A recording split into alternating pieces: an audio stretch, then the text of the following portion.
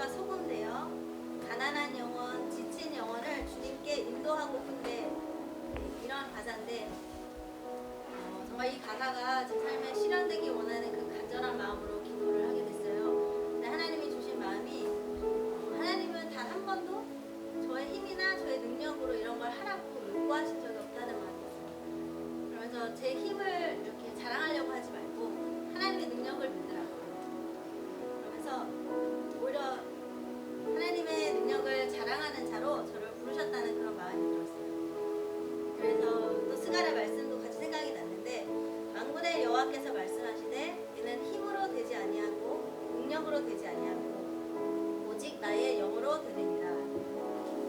그래서 이 시간 우리가 이 성령님을 의지하면서 다 같이 함께 찬양으로 같이 고백했으면 좋겠습니다.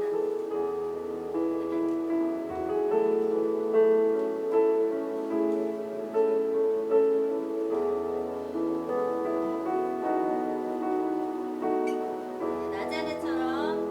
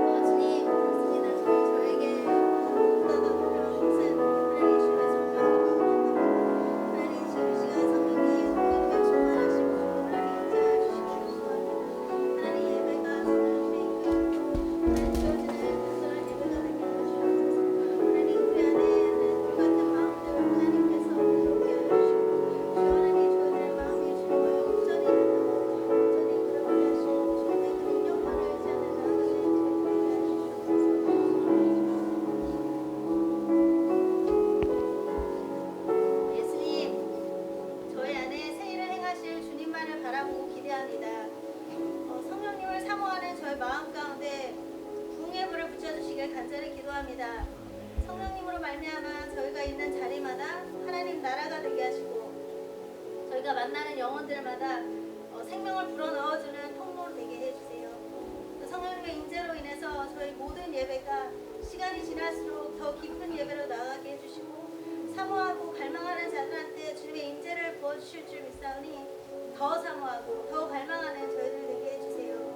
그래 힘도 아니고 능도 아니고 오직 성령으로 말미암는다고 하신 말씀을 붙들고 오직 저희가 아닌 주님의 능력만이 나타나는 주님을 드러내는 그러한 통로로 쓰임받는 교회 되게 해주실 줄 믿고 기도합니다. 오늘도 놀라운 새 일을 행하실 주님을 기대하며 예수님의 이름으로 기도드렸습니다.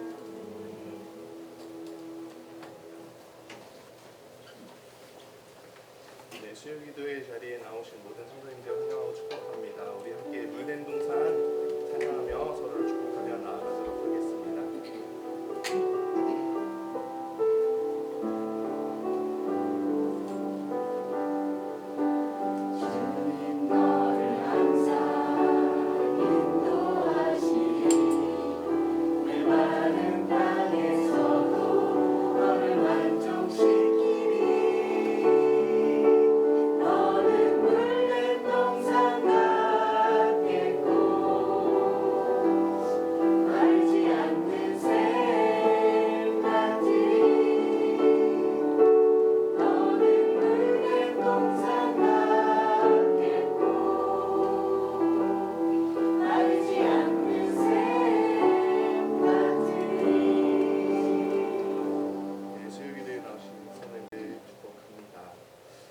광고 몇 가지 전달하도록 하겠습니다. 첫 번째로는 제자훈련 사역훈련생 2024년도 모집하고 있습니다.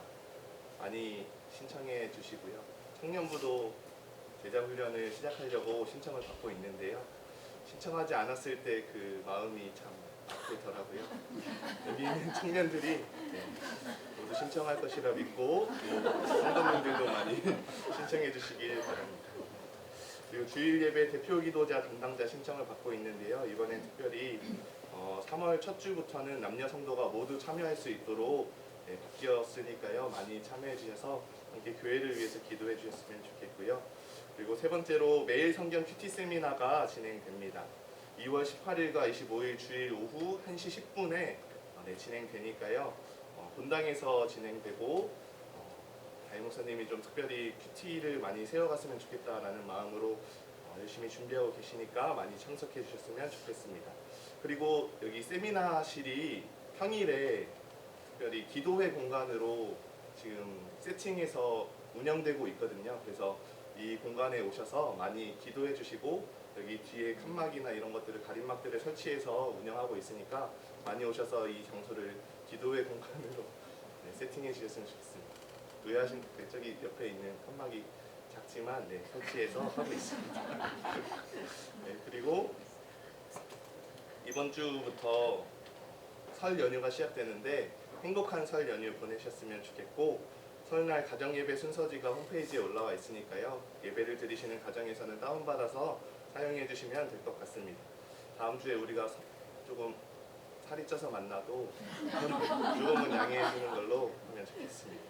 이제 준비된 말씀 보도록 하겠습니다. 요한계시록 3장 14절부터 22절까지 말씀입니다. 준비된 말씀 요한계시록 3장 14절부터 22절까지 말씀 함께 교독하고 마지막 절 함께 합독하시겠습니다. 라오디게아 교회의 사자에게 편지하라. 아멘이시오 충성되고 참된 증인이시오 하나님의 창조의 근본이시니가 이르시되 내 안에 행위를 나누니 내가 차지도 아니하고 뜨겁지도 아니하도다. 내가 차든지 뜨겁든지 하기를 원하노라. 내가 이같이 미지근하여 뜨겁지도 아니하고 차지도 아니하니 내 입에서 너를 토하여 버리리라. 내가 말하기를 나는 부자라 부요하여 부족한 것이 없다. 내 공부한 것과 가련한 것과 가난한 것과 눈먼 것과 벌거벗은 것을 알지 못하는도다. 내가 너를 권하노니 내게서 불로 연단한 금을 사서 부요하게 하고 흰 옷을 사서 입어 벌거벗은 수치를 보이지 않게 하고 안약을 사서 눈에 발라 보게 하라. 물은 내가 사랑하는 자를 책망하여 지게 하느니 그러므로 내가 열심을 내라 회개하라. 볼지어다 내가 문 밖에 서서 두드리노니 누구든지 내 음성을 듣고 문을 열면 내가 그에게로 들어가 그와 더불어 먹고 그는 나와 더불어 먹으리라. 이기는 자에게는 내가 내 보좌와 함께 앉게 하여 주기를 내가 이기고 아버지 보좌에 함께 앉은 것과 같이. 함께 읽겠습니다. 귀 있는 자는 성령이 교회들에게 하시는 말씀을 들을지어다. 아멘. 오늘 온기의 회복이 필요한 당신에게라는 제목으로 홍성영 목사님 말씀 전하실 때 귀한 은혜 받으시기 바랍니다. 네, 반갑습니다. 분명히 박우진 전사님 나왔을 때 이 마이크가 가슴에 있었거든요. 맨날 나올 때마다 좀 귀찮아지고. 오늘 준비된 말씀을 가지고 우리 온기의 회복이 필요한 당신에게라는 주제로 하나님의 말씀을 좀 함께 살펴보고자 합니다. 종종 설교를 들으면 목사님들께서 이렇게 말씀하실 때가 있어요. 졸리더라도 교회 와서 자라. 설교를 듣더라도 자면서 들어라.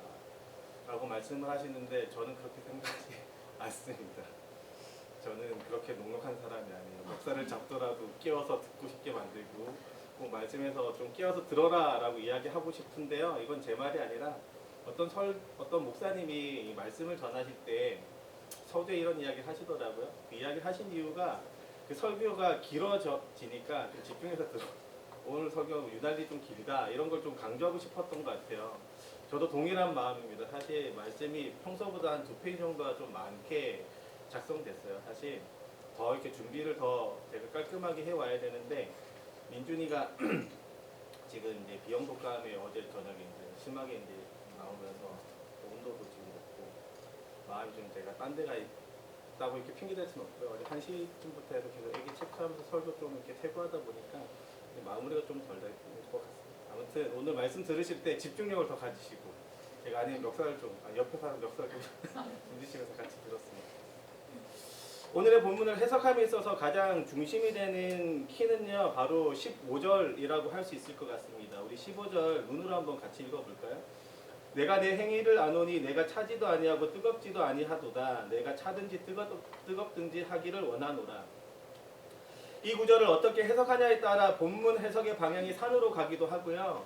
삶의 적용점 자체가 어쩌면 예수님이 바라는 방향이 아니라 전혀 엉뚱한 결론으로 나올 수도 있습니다. 처음 접하시는 본문은 분명히 아닐 테고요. 보통 어떻게 이 구절을 해석하고 계셨을까요? 뜨겁지도 차갑지도 아니한 너를 내가 토해버리겠다라고 하시는 이 말씀을 저도 일정 부분 조금 해석을 왜곡되게 해왔던 것 같아요. 이 구절을 단순히 온도의 의미로 해석해서 미지근한 것이 문제이고 뜨거워야 제맛이다 이렇게 해석하기 시작하면 영적인 미온 상태, 영적인 뜨거움을 잃어버린 상태로 접근하기 시작해서 결국엔 영적인 뜨거움이 없는 게 문제다라고 생각해서 영적인 뜨거움을 가져야 된다라고 아마 접근하기 시작할 것 같아요. 아마 이런 식으로 해석하는 게 대부분이고 전통적으로도 이렇게 해석해 왔지만 최근에 들어서 이 라우디게아의 현재 그 지역의 일들이 배경적으로 막 해석되기 시작하면서 전혀 다른 접근법, 더 건강한 해석법들이 나오기 시작합니다. 물론 서두에 제가 잠깐 이야기해 드렸던 해석의 틀이 물론 뭐 틀렸다고 볼 수는 없을 것 같아요. 무리 있는 해석은 아닙니다.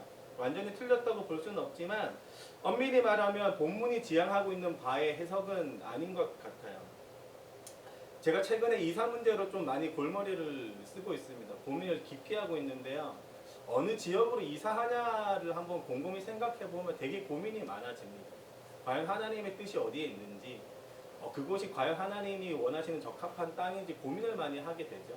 그러다 보면 문득 이 창세기 한 장 쑥 지나갑니다. 소돔과 고모라의 사건. 아담과 조카 롯이 서로 땅을 분배하면서 갈 때 사건을 생각해 보면서 뭔가 내가 추구하는 곳이 너무 환경에 치우쳐져 있는 건 아닌지, 혹은 내가 영적인 소돔과 고모라 땅을 선택하는 건 아닌지 고민하게 될 때가 분명히 있어요.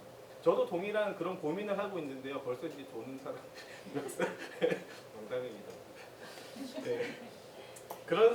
그런 이제 상황이 있는데요. 저도 동일한 것 같아요. 그런데 이렇게 뭔가 좋은 환경은 뭔가 좀 유혹이 많은 환경이고 상대적으로 좀 덜 환경은 유혹이 적은 환경이라고 이렇게 이분법적으로 생각을 하기 시작하면 마치 온도가 뜨겁거나 차갑거나 이렇게 이분법적으로 생각을 하기 시작하면 우리는 결국에 어디를 선택해야 되냐면 다 시골에서 살아야 돼요. 그죠? 환경에 대해서 상대적인 환경이 뭔가 잘못된 것처럼 느껴지기 시작하면 뭐든지 이분법적으로 보면 다 그렇게 됩니다. 오늘의 본문은요, 이분법적으로 볼 것이 아니라 좀 더 하나님 나라 관점으로 해석해야 되고 좀 더 그리스도 중심적으로 해석할 필요가 있습니다. 저는 오늘 본문을 가지고 문제 인식, 문제 원인, 문제 해결 형식으로 한번 풀어가 보려고 하는데요. 오늘 저희가 알게 된 이 핵심들은 아마 지난 시간부터 살펴보고 있는 7교회를 향한 메시지를 조금 핵심적으로 전달하는 하나의 요소가 될 것 같습니다. 오늘의 본문은 7교회를 향한 메시지의 결론부와 같으면서 동시에 당시 소아시아 지역의 교회가 가진 문제의 근원과 그 문제 해결법을 동시에 제시하고 있는 본문이기도 합니다. 우리는 지난 시간 7교회를 향한 메시지가 하나의 메시지였다는 것을 표로 한번 보았었는데 다시 한번 더 그 표를 한번 띄워주시겠어요? 그래서 이 문화와 타협하는 상황 속에서 어떤 교회는 진리 위에 서 있고 어떤 교회는 완전히 정체성을 잃어버렸고 또 중앙에 있는 버가모 교회부터 4대 교회까지는 계속해서 문화와 타협하면서 점점 하나님 보시기에 되돌릴 수 없는 모습으로까지 치우치는 이 모습을 보면서 이 당시 소아시아 전역에 퍼져 있던 어떤 문화와 타협하고 있는 교회의 일침을 가하고 있는 게 바로 이 예수님의 메시지거든요. 이렇게 구분되어 있는 메시지, 각 에베소 교회에서부터 라오디게아 교회까지 각 교회를 향한 독립적인 메시지, 구분적인 메시지인 것처럼 보이면서도 동시에 하나의 메시지를 가지고 있는 게 지금 저희가 보고 있는 7 메시지의 내용들입니다. 그리고 저는 하나의 메시지로 예수님이 이야기하고 싶어 하신다라는 것을 좀 더 무게추를 놓고 있어요. 다시 이 정도로만 기억하고 다시 본문으로 돌아와 보면요. 문득 이 15절을 보고 있자니 이 미지근한 것이 왜 문제가 되나라는 생각이 드는 거예요. 우리 안에는 항상 미지근한 물만 먹고 있거든요. 차가운 게 몸에 좋지 않대요. 왜 저한테도 미지근한 거 주는데 제가 이제 항상 차갑게 데펴서 서로 싸우구나 왜 이런 거죠. 그러기도 하고. 그러면서도 저도 이제 나이가 점점 드니까 이빨이 좀 시려요. 그래서 좀 차가운 걸 좀 멀리하고 싶어질 때가 있습니다. 분명 미지근한 것이라는 게 딱히 나빠 보이는 것처럼 보이진 않습니다. 그럼에도 불구하고 왜 예수님은 이 미지근함을 경고하고 있을까요? 16절입니다. 내가 이같이 미지근하여 뜨겁지도 아니하고 차지도 아니하니 내 입에서 너를 토하여 버리리라. 왜 이런 엄중한 경고의 말씀을 예수님께서 지금 하고 계실까요? 첫 번째는 이 문제 인식과 관련된 내용입니다. 당시 배경으로 좀 살펴보자면 이 라오디게아 지역은요, 뜨거운 물도 혹은 차가운 물도 가지지 못하던 땅입니다. 더 정확히 이야기하면 땅에서 물이 나지 않던 지역이에요. 그래서 어느 지역에서 물을 공급해야만 살 수 있는 도시였습니다. 그런데 이 라오디게아가 데니즐리라는 이 온천 지역에서 약 10km 정도 떨어져 있었다고 해요. 그곳에서 파이프를 연결해가지고 저희가 생각하는 파이프는 닫힌 파이프지만 사실 그때 당시에는 이런 관을 만들기 좀 힘들었을 것 같고 고고학적으로 좀 오픈되어 있는 게 이렇게 돌을 이렇게 반 정도 깎아가지고 이렇게 물이 흐르도록 높은 지역에서 낮은 지역으로 그렇게 물을 끌어왔다고 합니다. 오는 중에 물이 어떻게 되겠어요? 다 식겠죠. 온천 지역에서 뜨거운 물을 가지고 와도 환경상 뜨뜻미지근한 것도 아니에요. 그때 당시에 날씨에 그 비슷한 어떤 온도를 마시지 않겠어요? 혹시 우리 성도님들은 녹은 아이스크림 한번 드셔본 적 있으세요? 이렇게 핥아먹는 정도 말고요. 완전히 녹은 상태. 제가 투게더 아시죠? 이렇게. 그게 뭐 하다가 녹아있는 걸 제가 한번 떠먹어봤는데 못 먹겠더라고요. 원래 차가워야 되는데 미지근한 벌써 표정이 그렇게 되시죠? 차가워야 되는데 미지근한 걸 먹지 못합니다. 반대로 혹시 뜨거운 것을 미지근하게 드셔본 적 있어요? 곰탕 같은 거? 상온에 보관되어 있던 곰탕에 밥을 한번 말아서 되게 전 다 해봤어요. 다. 진짜 못 먹어요. 되게 비릿한 향도 많이 나고 원래 뜨겁게 먹던 그 곰탕의 맛이 안 납니다. 예수님 지금 이걸 지적하려고 하시는 거예요. 당시 라오디게아 지역과 북쪽으로 10km 떨어진 지역에 히에라볼리라는 온천 지역이 있었습니다. 그리고 동쪽으로 16km 정도 떨어진 곳에서는 어떤 지역이 있냐면 저희가 익히 알고 있는 골로세라는 지역이 있어요. 골로세 지역은 이 온천 지역이 나오는 히에라볼리랑은 다르게 냉수가 나오는 도시였습니다. 공교롭게도 이 세 지역을 다 한 번쯤 들어볼 법한데 인문 이름이 에바브라라는 사람이 다 셋 다 교회를 세운 교회예요. 라우디아 교회도, 골로세 교회도, 그리고 히에라볼리 교회도 세 지역 다 교회가 있던 지역이었거든요. 그리고 이 골로세 교회에 이제 바울이 옥중에서 서신을 써서 보냈잖아요. 그 흔적이 골로새서에 기록되어 있습니다. 12절인데요. 이렇게 기록되어 있네요. 그리스도 예수의 종인 너희에게서 온 에바브라가 너에게 문안하느니라. 그가 항상 너희를 위하여 애써 기도하고 너희로 하나님의 모든 뜻 가운데에서 완전하고 확신 있게 서기를 구하나니 그가 너희와 라오디게아에 있는 자들과 히에라볼리에 있는 자들을 위하여 많이 수고하는 것을 내가 증언하노라. 13절에 보면 너희라고 칭하는 게 지금 이 편지의 수신자인 골로새서고요. 이 에바브라는 골로새서, 히에라볼리, 그리고 라오디게아 세 교회를 위해서 항상 힘쓰고 기도했던 것이 뭐냐면 자기가 세워갔던 교회였기 때문입니다. 재미있게도 이 뜨거운 지역과 차가운 지역과 뜨뜻미지근한 지역 세 개가 공통스럽게 이렇게 묶여 있어요. 전통적으로도 이 세 교회를 세 자매 교회라고 표현합니다. 중요한 것은 이 뜨거운 곳에 있는 이 히에라볼리의 이 뜨거움의 효용은 누구도 말할 것이 없는 거죠. 온천에 다 가보셨잖아요, 그죠? 저도 최근에 온천 갔다 왔거든요. 이제 아산으로 이사한 우리 어린이부 한 친구 신방하러 제가 갔다가 뜻하지 않게 온천 신방을 했어요. 그래서 제가 하다 신방을 하다가 깨벗고 신방까지 제가 이런 신방까지 해야 되나 생각하면서 했는데 들어가는데 너무 좋은 거야. 와, 나 이런 신방에 매일 하고 싶다 막. 너무 좋더라고요. 그렇게 보다가 위에 뭐 적혀있는 문구가 하나 있어서 딱 보니까 이렇게 적혀있어요. 국내에서 기록상 가장 오래된 온천으로 조선시대 세종이 안지를 치료하러 왔던 온천이다. 이렇게. 기록상은 삼국시대부터 있던 온천이래요. 거기 온천이. 온양 온천이. 진짜 오래된 온천이. 온양 온천을 홍보하는 건 아니고 아무튼 너무 좋았어요. 그런 것처럼 이 히에라볼리 온천도요. 그때 당시에 진짜로 유명했던 온천이었던 것 같습니다. 그래서 치료 능력으로 유명해져서 도시 자체가 치료 센터로 불렸던 곳이 히에라볼리입니다. 이건 하나 좀 기억했으면 좋겠고요. 반대로 당시 골로새 지역은 차갑고 순수한 물로 유명했던 곳입니다. 모든 사람을 이롭게 하는 거죠. 두 지역 다.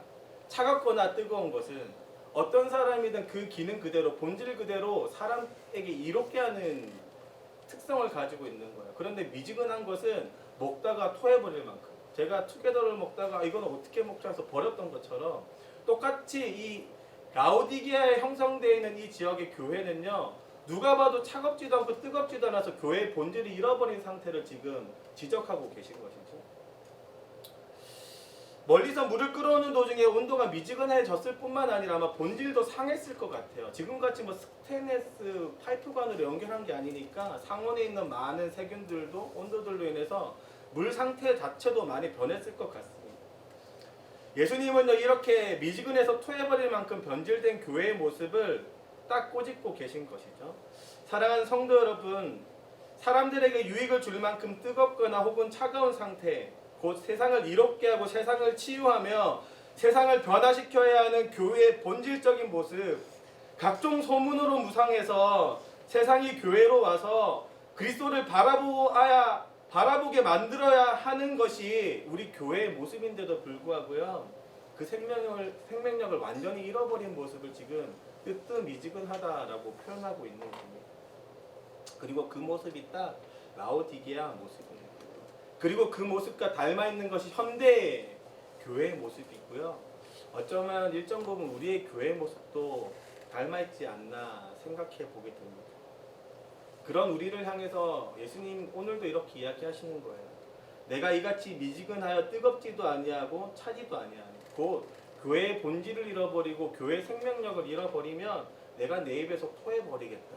이렇게 이야기하고 계신 것이죠. 중요한 것은 라오디게아 교회는 이런 상황을 전혀 인지하지 못하고 있다는 것입니다. 17절이에요. 이렇게 이야기하네요. 내가 말하기를 나는 부자라 부요하여 부족한 것이 없다 하나 내 공고한 것과 가련한 것과 가난한 것과 눈먼 것과 벌거벗은 것을 알지 못하는도다. 라오디게아 교회는 교회의 정체성을 완전하게 잃어버린 상태였습니다. 그 정도가 너무나 심해서 스스로를 인지하는 메타인지로도 인정할 수 없을 만큼 무너져 있는 상태예요. 스스로 부유하다고 착각했고 부자라고 착각했습니다. 실상은 벌거벗은 벌거숭이였는데도 불구하고 그것을 모를 만큼 영적으로 가난한 상태였던 것이죠. 예수님께서 라오디게아 교회에 정확히 지적하고 싶었던 것은요, 이 교회의 본질과도 같은 이 영적 부유함과 같은 일입니다. 정확하게는 영적 열매라고 표현한 것이 맞을 것 같기도 해요. 본문이 말하는 단어의 의미를 하나씩 살펴보면 이들의 상황은 더욱더 처참합니다. 공고하다라고 되어 있는 이 공고는요, 성경에 딱 3번 쓰여 있는 구절이고 동사형으로는 딱 1번 쓰인 단어입니다. 불행으로 가득해서 극도의 불행을 의미하는 겁니다. 가련이라고 표현되어 있는 것은요, 이 바울이 딱 1번 썼던 단어예요. 고린도전서 15장 19절에 썼던 단어인데요. 부활의 소망이 없는 자를 불쌍히 여기던 바울의 마음을 표현했던 게 가련이라는 단어입니다. 가난이라고 표현하는 것 우리가 너무나 잘 알고 있죠. 그런데 거기에 더해서 이 가난이라는 표현은 구걸하는 그 모습 자체를 이야기하고 있어요. 아무것도 없는 상태를 이야기하는 거죠. 눈먼, 말 그대로 눈이 먼 상태입니다. 중요한 것은 이 표현은요, 영적 무감각의 상태를 대표하는 표현이에요. 보이지 않는다는 것은 그 감각 자체가 완전히 상실되어 있다는 뜻입니다. 벌거벗은 이라는 뜻이요, 누더기조차도 거치지 못한 현재 상태를 이야기합니다. 그냥 누더기라도 입은 그 거지가 훨씬 더 나을지도 몰라요. 그런데 오늘의 라오디게아 교회를 향해서 예수님이 이야기하시는 것은 누더기조차도 걸치지 못한 상태다라고 이야기하는 겁니다. 라오디게아의 실제는 영적인 열매는 하나도 얻지 못할 만큼 완전히 처참한 모습이었어요. 예수님이 이렇게 표현할 만큼 정말로 처참한 상태입니다. 완전히 미지근해서 오히려 사람들에게조차 토해져 버리는 이 라오디게아의 물처럼 교회가 딱 그런 상태라고 강조하고 있는 것이죠. 그리고 이 영적으로 무결실의 상태를 스스로도 인지하지 못하는 최악의 상태인 겁니다. 차라리 스스로 인지하고 있다면 바꿔갈 개선될 가능성이라도 보일 수 있겠지만 현재 자기 수준이 어디에 있는지도 모르고 여전히 눈먼 상태로, 벌거숭이 상태로 있는 것이 바로 이 라오디게아의 모습이라는 겁니다. 그리고 17절이 이야기하는 것, 스스로가 이렇게 이야기하는 거야. 너가 스스로 말하기를 부유하다. 어디 가든 내 부유함을 자랑하고 있는. 얼마나 처참합니다. 지난 시간 편지의 형식에 통일된 모습이 있다고 설명드렸습니다. 분명히 예수님의 모습을 보면 뭔가 메시지가 더욱더 분명해져요. 14절에 예수님을 이렇게 표현합니다. 라오디게아 교회 사자에게 편지하라. 아멘이시오 충성되고 참된 증인이시오 하나님의 창조의 근본이신 이가 이르시되.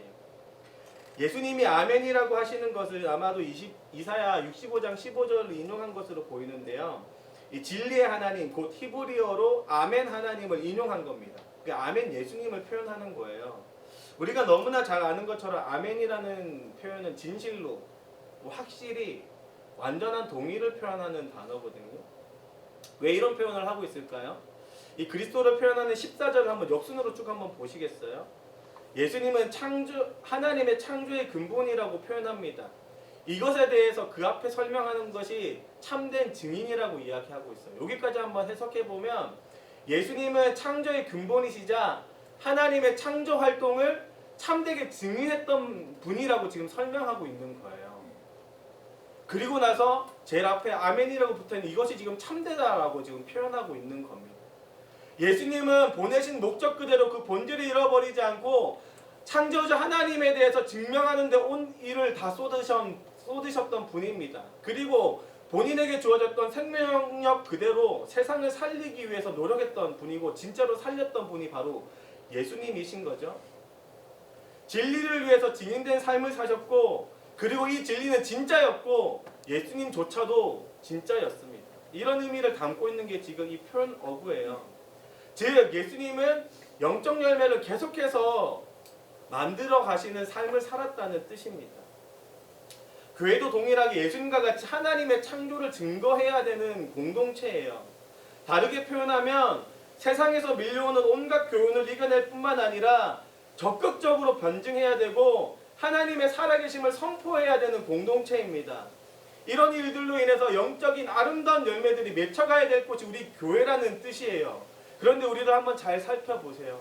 아이들을 통해서 아니면 아이들의 귓가 가운데 울려 퍼지고 있는 세상의 소리들을 우리가 막아낼 자신이 있는지, 혹은 아이들에게 그것을 틀림을 틀렸다고 표현하고 있는지, 아니면 계속해서 라오디게아와 같이 세상 속의 문화와 타협하면서 일정 부분 인정하면서 계속해서 그것들이 들어오고 있지는 않은 것인지.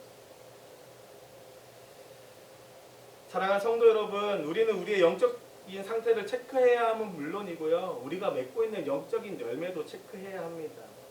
히에라볼리와 골로새 교회처럼 뜨겁거나 차가운 교회의 본질을 지켜야 하는 거예요. 혹은 라우디아 교회와 같이 그 모습을 잃어버렸다면 어서 빨리 그 영적인 본질을 회복해야 될 때입니다. 하지만 늘 우리는 눈먼 상태로 있지 않은가 한번 체크해 보아야 할 필요가 있는 것이죠. 이쯤에서 저는 구약의 한 사건이 한번 생각났습니다. 사사기 16장 19절에 기록되어 있는 이 사사 삼손의 모습이에요. 우리 한번 19절 같이 한번 읽어볼까요? 읽겠습니다. 들릴라가 삼손에게 자기 무릎을 베고 자게 하고 사람을 불러 그의 머리털 7가닥을 밀고 괴롭게 하여 본즉 그의 힘이 없어졌다. 세상 편안하게 자고 있으면서 영적 무감각의 상태에 빠져있는 모습, 자신의 엄청난 힘에 도취되어서 이제 곧 도래할 폭풍조차도 인지하지 못하고 위장된 평온함을 누리고 있는 모습, 이게 딱 미지근한 지금의 상태가 위험하다고 인지하지도 못하고 여전히 부유하다고 착각하고 위장된 부유함을 누리고 있는 이 라오디게의 모습과 너무나 동일하게 저는 느껴지고 있습니다. 사랑하는 한육동 성도 여러분, 삶이 편안하고 복된 인생처럼 느낀다는 것이 물론 잘못된 것이 아닙니다. 하지만 실질적으로 우리가 그 복 가운데 살아가면서 위장된 일들은 있지 않은지, 혹은 내가 영적으로 침체되고 있지는 않은지, 상대적으로 내가 미지근해지고 있는지 아닌지는 우리가 한번 점검해 보아야 될 필요가 있습니다. 그리고 실상 누더기조차도 입지 못한 벌거벗은 영적 거지와 같은 상태, 이 사투리로 걸베이 이렇게 표현하거든요. 영적 걸베이 같은 게 우리가 아닌지 한번 돌아볼 필요가 있습니다. 라오디게아 교회는 왜 이런 상태가 되었을까요? 두 번째 문제의 원인입니다. 저는 지난 시간 이 7교회를 향한 메시지를 연구하면서 드는 두 가지 의문에 대해서 이야기했어요. 하나는 예수님이 지적하고 있는 이 첫 번째 사랑, 처음 사랑이 뭔지에 대한 해석 부분이었고, 이 두 번째가 니골라 당의 행위가 무엇인지에 대한 해석 부분이었습니다. 지난 시간 첫 번째 것, 곧 이 처음 사랑에 대한 해석 부분을 좀 저희가 살펴봤다면, 지금은 니골라 당의 행위에 대해서 좀 살펴보고자 해요. 순간 오늘의 본문을 기억하시는 분들이 있다면 본문에 기록되어 있지도 않은 이 니골라 당과 오늘의 본문이 무슨 연관이 있냐 이렇게 생각하실 수도 있겠지만요, 라오디게아 교회가 하나님 앞에서 큰 책망을 받고 있는 이유가 이 본문에는 직접적으로 드러나 있지는 않지만 이 니골라 당의 행위가 이 소아시아 전역에 퍼져 있다는 것을 좀 생각해보고, 교회에 뿌리 깊게 펼쳐져 있다는 것을 생각해보면 이 라오디게아 교회가 미지근하게 된 가장 결정적인 이유가 이 니골라 당의 행위에 있지 않나 살펴볼 필요가 있습니다.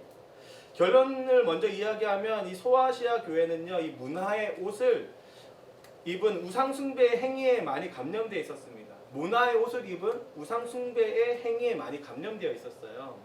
이것을 2, 3장에서는 각각 자칭 유대인이라고 하는 자들, 니골라 당의 행위, 발람의 행위, 이세벨의 행위로 표현합니다. 우리 두 번째 표현 한번 보여주시겠어요?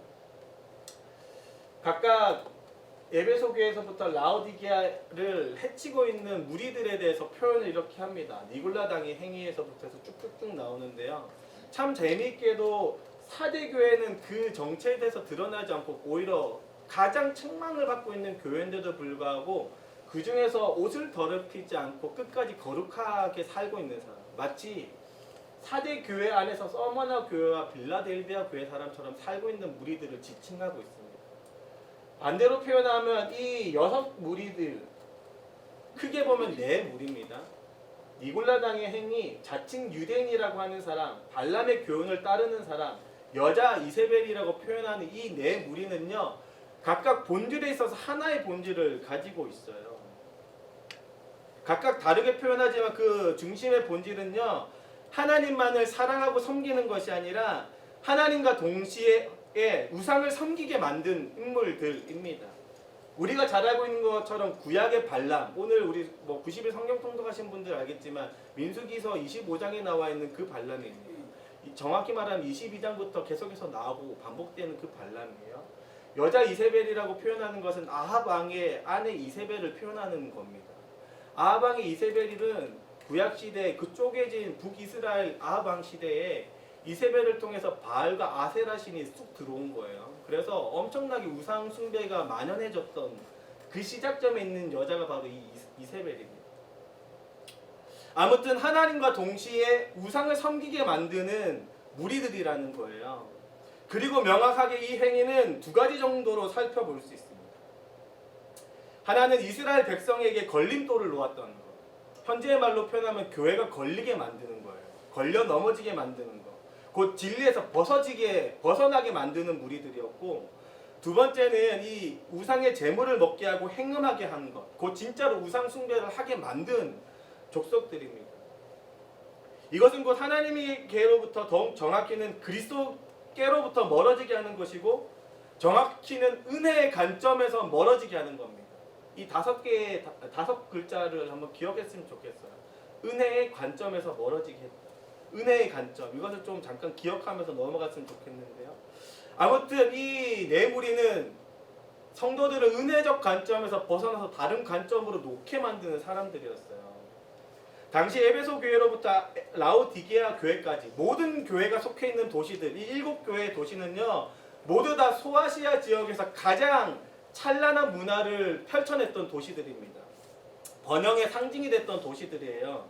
특히나 오늘의 본문 배경이 됐던 이 라오디게아 지역은요, 교통과 무역이 발달한 것뿐만 아니라 금융업이 매우 발달되어 있었대요. 그러니까 지금으로 따지면 싱가포르 같은 도시일 수 있어요. 더하여서 섬유 산업이 발달돼서 당시에도, 이때 당시가 대략 AD 한 100년이니까 진짜로 한 2000년 정도 전이거든요. 면직과 모직이 발달한 도시. 그래서 이 섬유 산업이 발달되었던 도시고, 문화로는 말할 것도 없고 극장이나 이런 문화들이 정말로 많았대요. 더 나아가서 의학이 발달됐다고 합니다. 그래서 사람들이 눈을 고치려고 오던 도시였고, 이 도시는 눈을 고치는 치료제를 개발했던 도시래요. 부가 정말로 넘치던 도시입니다. 라오디게아 교회. 그리고 이 라오디게아 교회뿐만 아니라 에베소부터 모든 6개의 도시도 동일하게 부의 상징이었던 도시들이에요. 그리고 이 라오디게아는 이 7도시 중에서 가장 부가 넘쳤던 도시입니다. 어느 정도냐면 AD 60년에 대지진이 발생되거든요.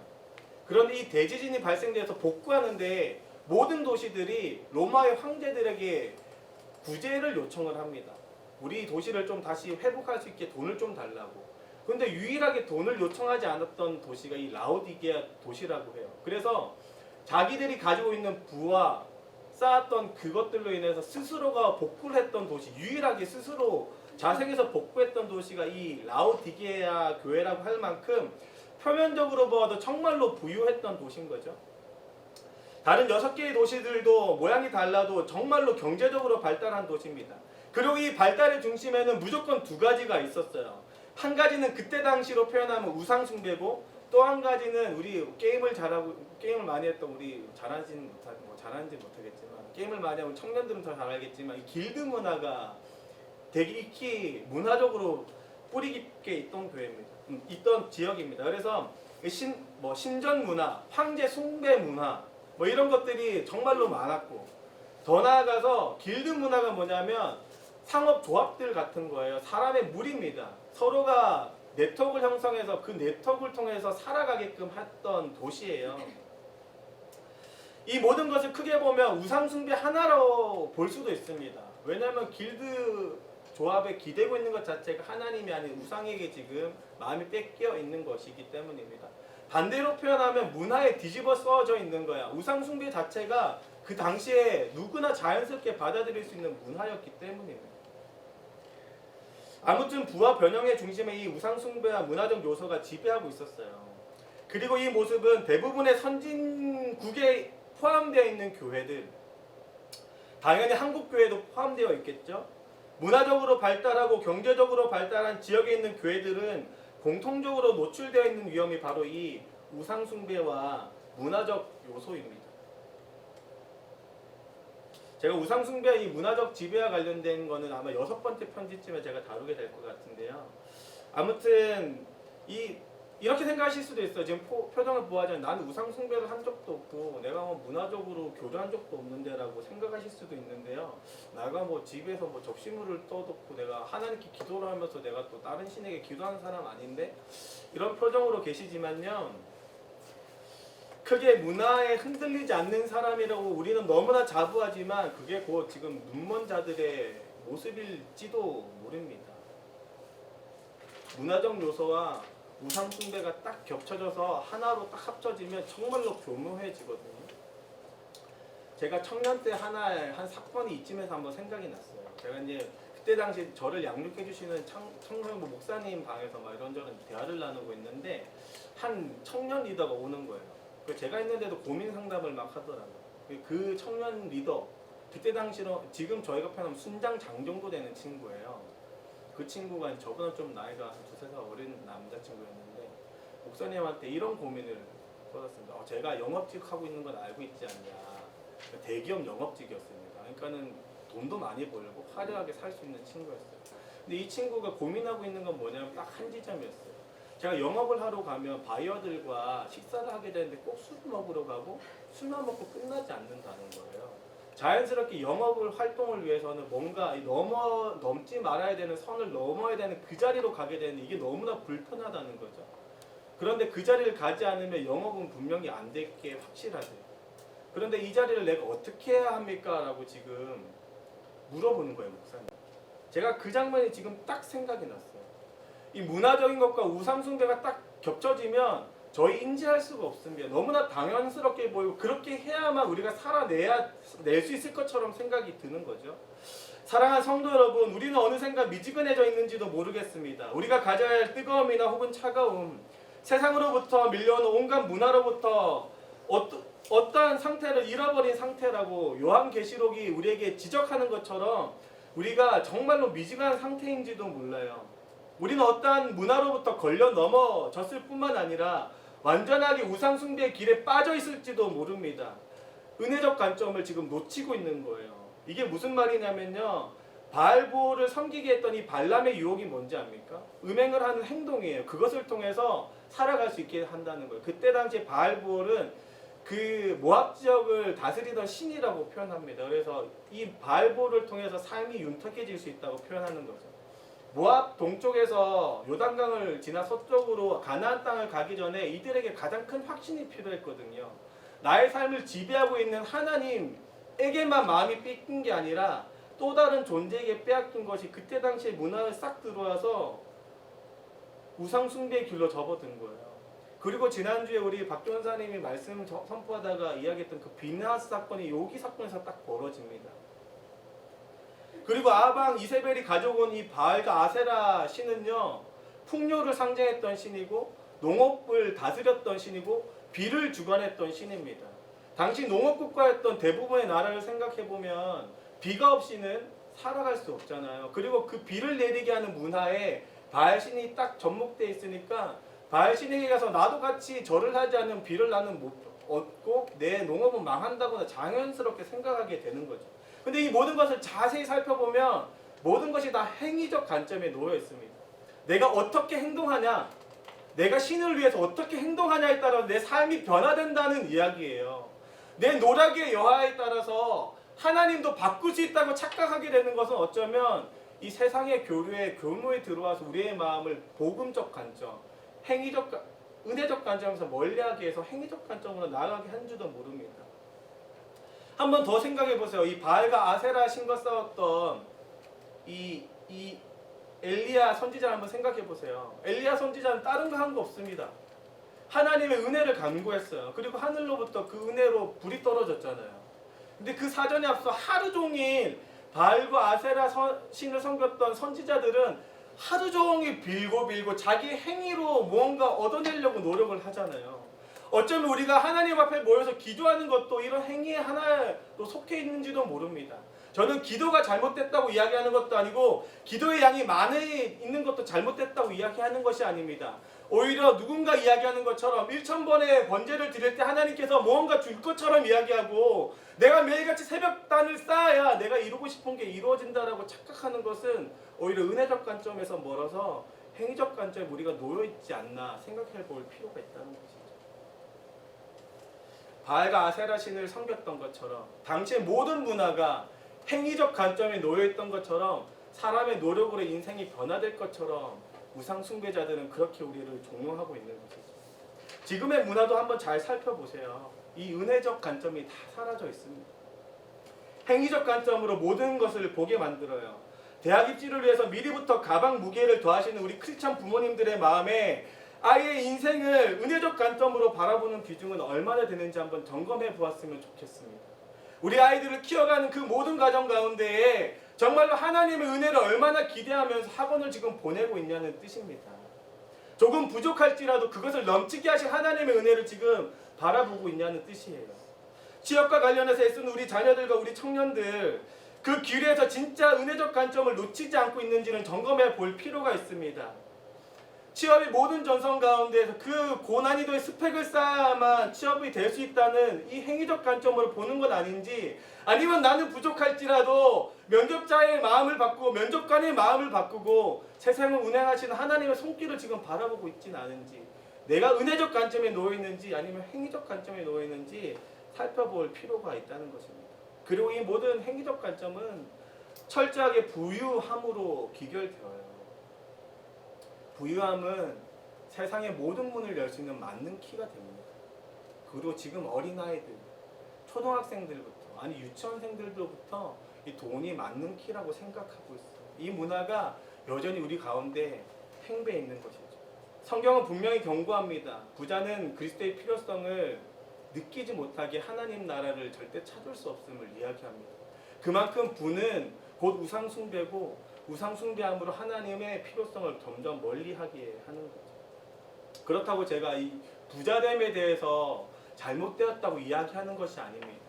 부자됨의 그 마음의 중심에 이 내가 무엇을 위해서 부자가 되고 싶고 내 이 쌓은 부를 통해서 무엇을 이루려고 하는지 그 마음의 중심을 한번 점검해 볼 필요가 있다는 겁니다. 그런 면에서 돈은 명확한 것 같아요.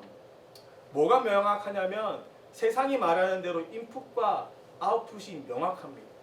이 행위적 관점을 잘 살펴보면 인풋과 아웃풋이 완전히 일치한다는 이 꼴로 나타나요. 그러기에 내가 더 많은 것을 쏟으려 해서 더 많은 것을 넣고 더 많은 것을 뽑아내려고 하는 거죠. 근데 돈도 마찬가지입니다. 많은 것을 넣으면 더 좋은 것이 나옵니다. 세상에 공짜가 없잖아요. 비싼데 싼 것은 좋은데 싼 것은 없습니다. 뭐든지 다 비싸게 값어치를 줘야 비싼 값어치를 하는 거잖아요. 그래서 반대로 우리는 우상 숭배를 하는 거예요. 더 좋은 것을 내 부로 누리고 싶다는 마음이 지금 드러나고 있는 겁니다. 하지만 하나님의 아웃풋은 그렇지 않습니다. 들어간 게 1이라고 해서 1이 나오지 않습니다. 1이 들어갔는데 1000이 나올 때가 있고 1이 들어갔는데 10만이 나올 때도 있는 거예요. 은혜적 관점이 그렇습니다. 제가 지금 도박이나 사행성적인 이야기를 하는 게 아닙니다. 그저 하나님의 일하심, 은혜적 관점이 무엇인지 설명하고 싶은 거예요. 한번 생각해 보세요. 우리의 구원의 행위 가운데 우리의 노력이 얼마만큼 지금 차지하고 있는지. 우리 구원의 0.0000001%도 우리의 행위는 존재하지 않습니다. 정확히 0입니다. 0. 하나님의 은혜적 관점으로 우리가 누릴 수 있다는 걸 생각해 보면 삶의 모든 영역에서 우리 동일한 관점으로 바라볼 필요가 있습니다. 그런 관점으로 본다면 우리의 행위로 완성될 수 있는 것이 어디 있겠어요. 하지만 세상은 계속해서 우리를 우리의 노력과 행위의 관점으로 계속해서 끌어당기고 넘어뜨립니다. 아니요. 정말로 행위가 오로지 결과를 만들어낸다고 생각합니다. 저조차도 6년 동안 이 하늘공부에서 사역하면서 50% 이상, 아니요, 정확히 말하면 거의 90% 이상 사람의 노력에 달려있다고 여겼던 사람이에요. 이 본문을 작성하던 순간까지도 그렇게 생각했습니다. 그런데 우리에게는요, 이 행위적 관점이 필요한 것이 아니라, 행위적 노력이 필요한 것이 아니라, 적어도 내 삶이 세워지고 교회가 세워지는 것에 있어서 은혜적 관점, 은혜적 행위가 더욱더 필요합니다. 앞서 이야기한 이 청년의 리더 고민의 핵심이 무엇입니까? 결국 사람의 행위로 계약을 딸 수 있다는 거잖아요. 그리고 사람의 마음을 바꾸기 위해서는 내가 좀 힘들지만 모든 문화가 다 통용하는 것처럼, 이 영업팀 모든 문화가 다 통용하는 것처럼 나도 2차, 3차, 그리고 내가 음주와 가물을 즐기고 그 가운데 여자가 있고 음란한 행위를 해도 별로 문제가 되지 않아라고 생각하는 건 그 모든 행위를 통해서 결국에는 내가 원하는 걸 성취할 수 있다는 우상 숭배와 같은 행위적 관점으로 보고 있는 거예요. 그리고 그 뜨뜻미지근함이 사람 누구에게나 다 존재하는 것을 깨닫게 됩니다.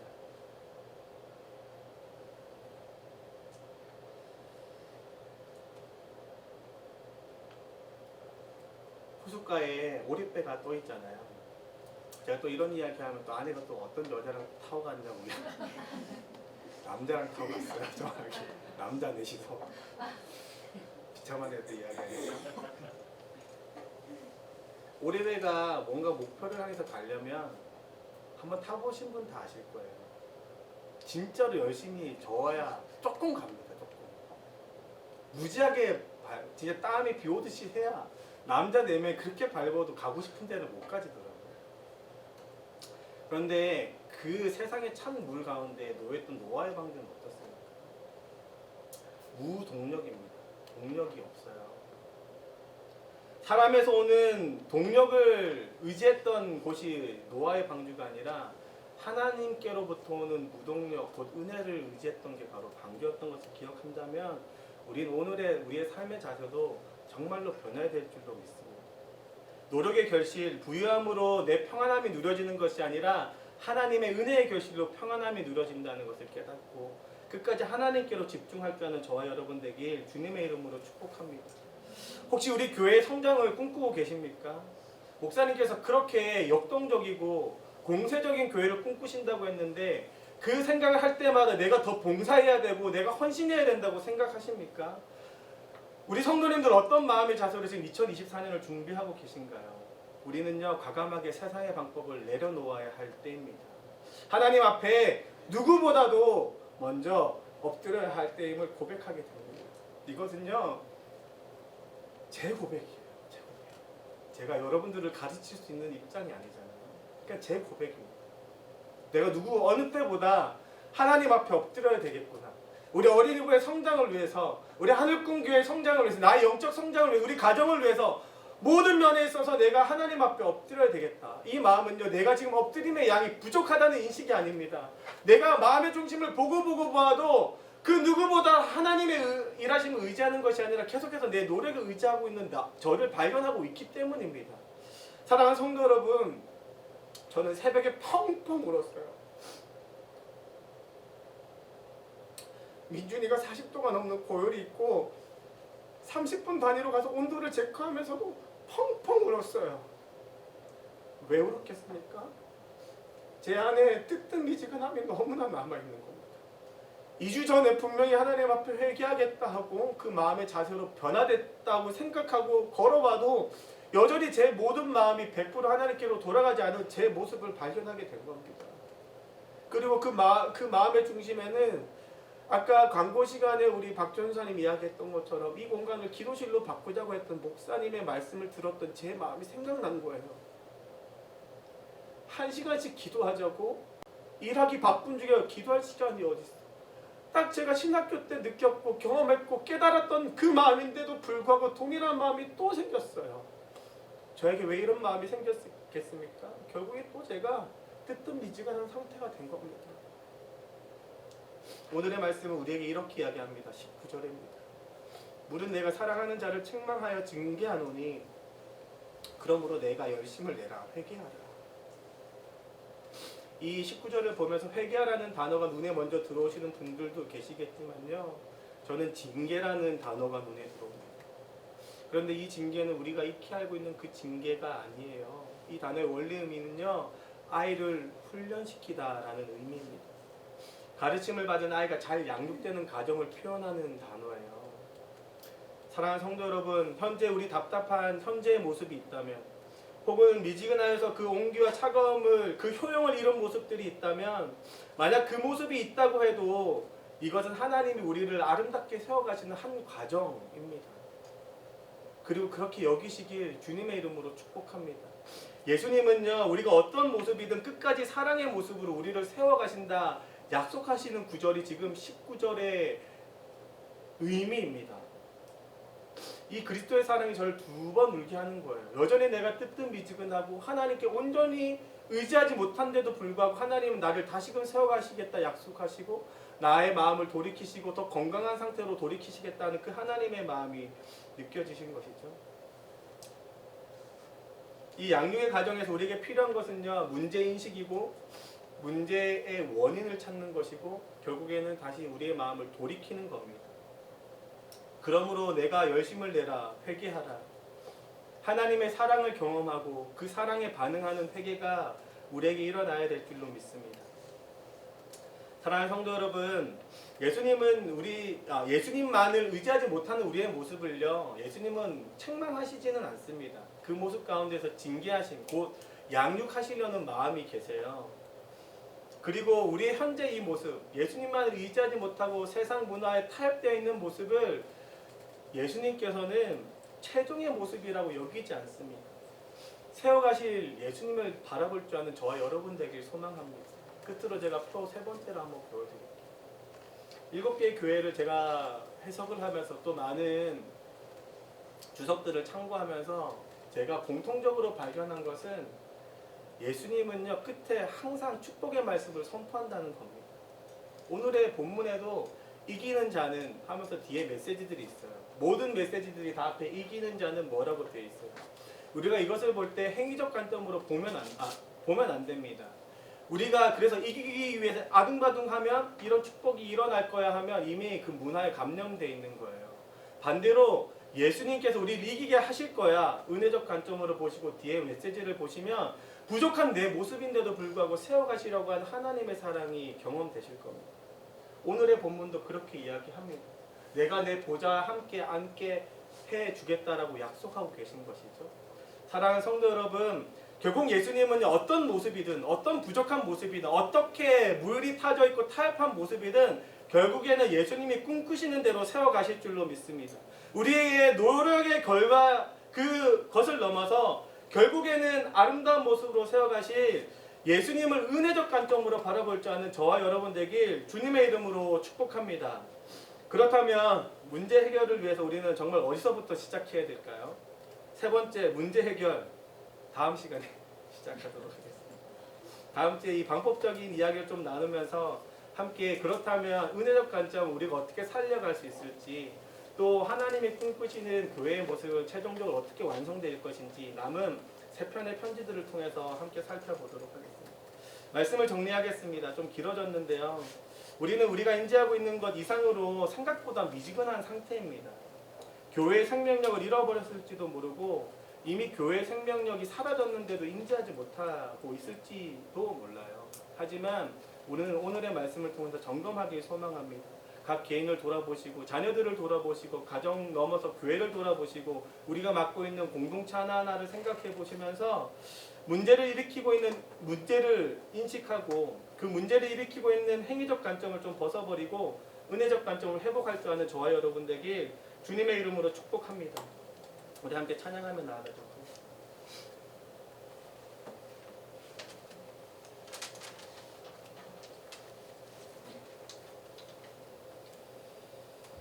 우리 함께 내 삶의 이유를 함께 찬양하며 나아가도록 하겠습니다.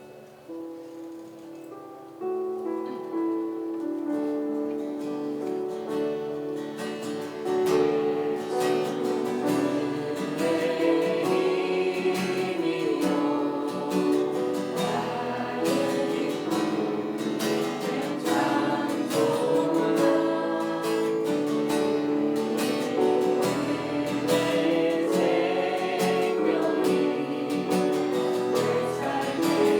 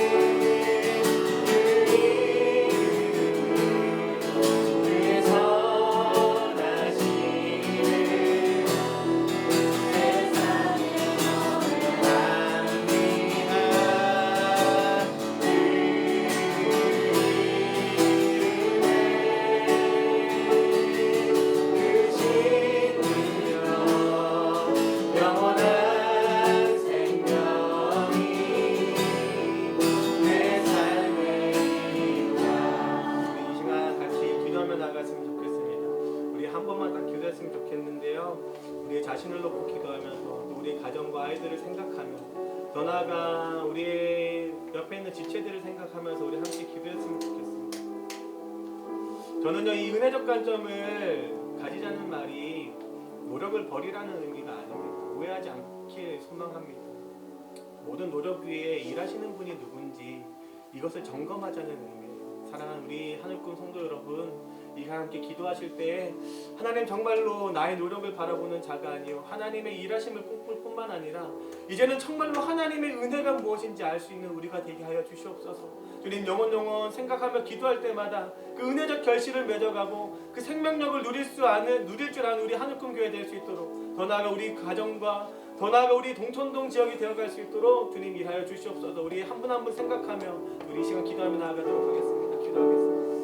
사랑의 하나님, 어쩌면 생각보다 우리의 상태가, 생각보다 이자의 상태가 너무나 좋지 않음을 주님께 고백하며 나아갑니다. 하나님, 주님의 말씀에 엎드릴 수 아는 그 즐거움이 무엇인지 하나님 앞에 회개함으로 돌아와 하나님을 바라보며 눈물 지으며 부르짖는 것이 무엇인지 정말로 한 명 한 명 깨달아 알아가며 주님, 그 은혜를 우리가 누릴 줄 아는 교회 되어갈 수 있도록 주님 일하여 주시옵소서. 주님, 골든타임이 지났다 여기고 주님, 적당한 때가 지났다 여기는 마음들이 우리 안에 팽배할지도 모르나이다. 주님, 하오나 주님의 은혜와 때는 주님께로 달려있음을 고백하며 나아가오니 하나님, 한 사람의 마음을 움직여 주님 살려주시옵소서. 주님, 분명히 약속하셨고 교회의 교회됨이 주님의 손에 달려있고 주님, 우리의 불의 그 등불의 밝기와 크기는 주님의 손에 달려있사오니 주님, 한 사람 한 사람 주님께로 반응하여 주님의 말씀에 반응하여 주님의 일하심을 더욱더 꿈꿀 줄 아는 우리 하늘꿈 교회 되어갈 수 있도록 주님 일하여 주시옵소서. 주님, 불현듯 오늘의 말씀이 생각나고 하나님 앞에 엎드릴 줄 아는 우리의 모습들 아니요 이자의 모습이 되어가길 소망합니다.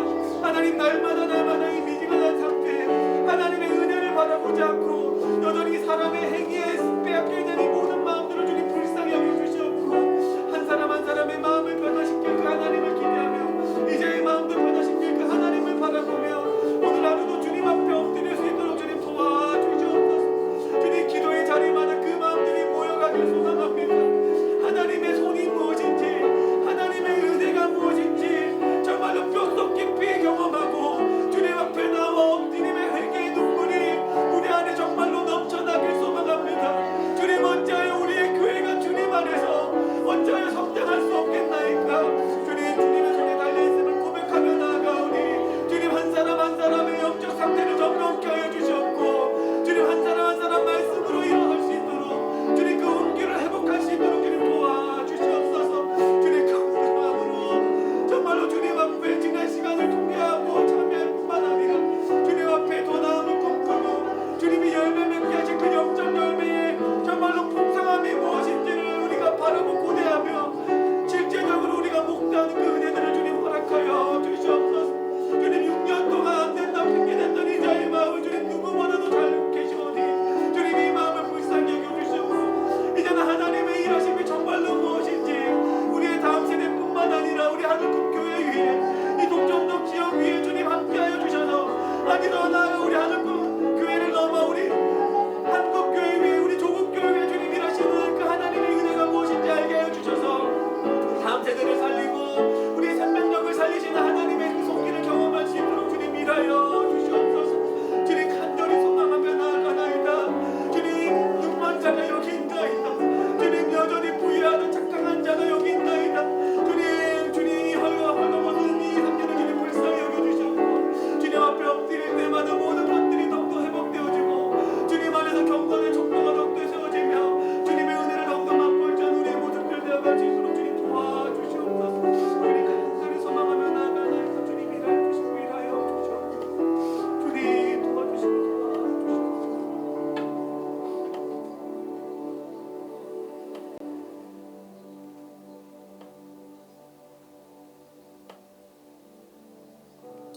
오늘 찬양의 시작이 낮엔 해처럼 밤엔 달처럼 이었던 것 같은데요. 그 가사가 처음 찬양할 때부터 이 설교가 끝나는 때까지 제 마음에 계속해서 울립니다. 낮엔 해처럼 밤엔 달처럼 그렇게 살 수는 없을까?